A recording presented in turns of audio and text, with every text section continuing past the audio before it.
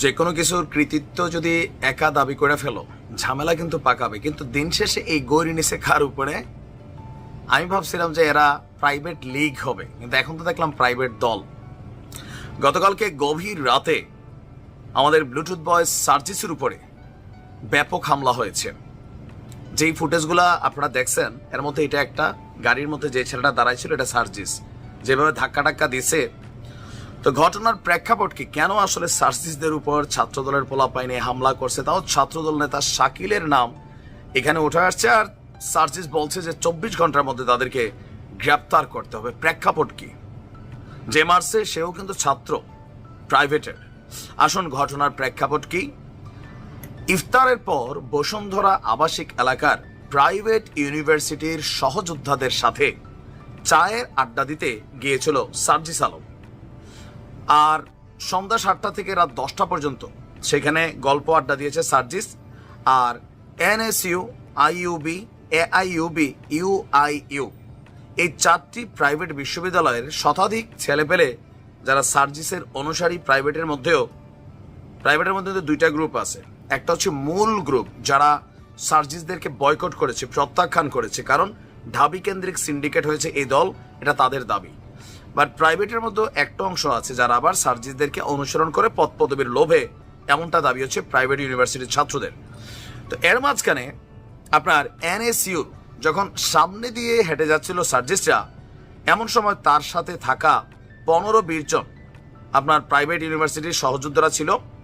পরে এনএসইউর গেটের সামনে যাওয়ার পর 10 থেকে 12 জন ঢাবি সিন্ডিকেট নিয়ে স্লোগান দিচ্ছে, মানে ঢাবি যে সিন্ডিকেট এরা চালায় এটা নিয়ে। এর মধ্যে ছাত্রদলের সেন্ট্রাল নেতা আহমেদ শাকিল ছিল, যারা এই স্লোগান দিচ্ছিল। আমি এগিয়ে যাই তাদের কথা শুনতে, কিন্তু তারা ইচ্ছাকৃতভাবে আমার সাথে থাকা প্রাইভেট শিক্ষার্থীদেরকে গালিগালাজ করতে থাকে, দালাল বলে, যে এই আন্দোলনে বা এই সেক্টরটাতে বড় কোনো পদ পদবিতে এরা প্রাইভেটকে ডাকে নাই, প্রাইভেটে কাউকে পদ দেয় না, যা দিছে চামচা টাইপের পদ। সুতরাং তোমরা কেন এই চামচামি করতে সার্জিসের সাথে গেছো, বিষয়টা কিন্তু এরকম ছিল। এরপর আপনার ওদের 10-12 জনের মধ্যে 1-2 জনকে স্টুডেন্ট মনে হলেও বাকিদের দেখে ভাড়া করা টোকাই দুষ্কৃতিকারী মনে হচ্ছিল। চোখ বাই চোখ, চোখ দেখা দিয়ে চিন্নালাইছে কোনটা টোকাই কোনটা স্টুডেন্ট। তুমি কেমনে বুঝলা যে এদের সাথে টোকাই, তোমার সাথে যেগুলো ছিল ছাত্র? দেখেন, এইগুলা পুরানা খেলা। টোকাই লীগ নাম ছিল এক সময়। তো সার্জিস তো ছাত্রলীগ থেকে আসছে, এই কারণে টোকাইদের ভালো করে চিনে।